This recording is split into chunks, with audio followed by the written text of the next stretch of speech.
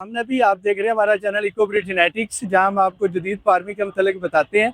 तो मैं रोड से गुजर रहा था तो मुझे ये पटेरी बकरी नज़र आई है। तो ये बेसिकली हमारी सिंध की ब्रीड है।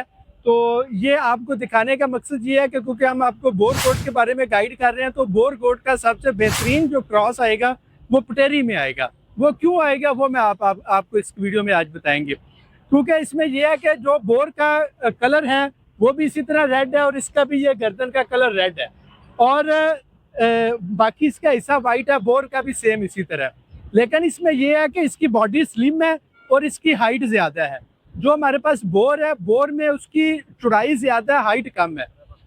इसमें तीसरी चीज़ ये है कि जो हमारे पास बोर गोट है उसमें कान छोटे होते हैं, लेकिन जब हम पटेरी की बात करते हैं तो इसमें कान लंबे होते हैं।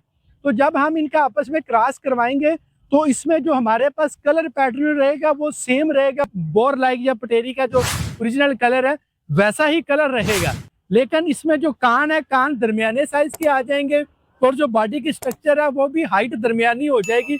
बोर की हाइट इंप्रूव हो जाएगी, और जो इससे करेक्टर, इससे इसकी हाइट मिलेगी, और जो बोर से है उसको बॉडी की चौड़ाई मिलेगी।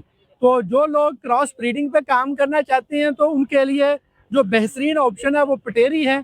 ये सिंध के हार्श इन्वायरमेंट का एनिमल है, ये बड़े अच्छे तरीके से एडजस्ट हो जाता है हमारे पास पंजाब में भी।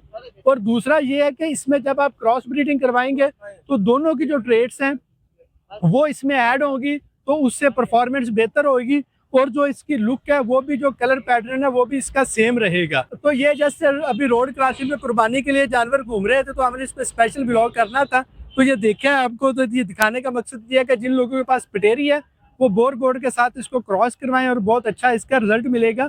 और जो लोग इसको क्रॉस ब्रीडिंग पे काम करना चाहते हैं तो वो भी पटेरी के साथ बोर गोट का क्रॉस करवाएंगे, तो उसकी ओवरऑल परफॉर्मेंस बहुत बेहतर हो जाएगी। Thank you.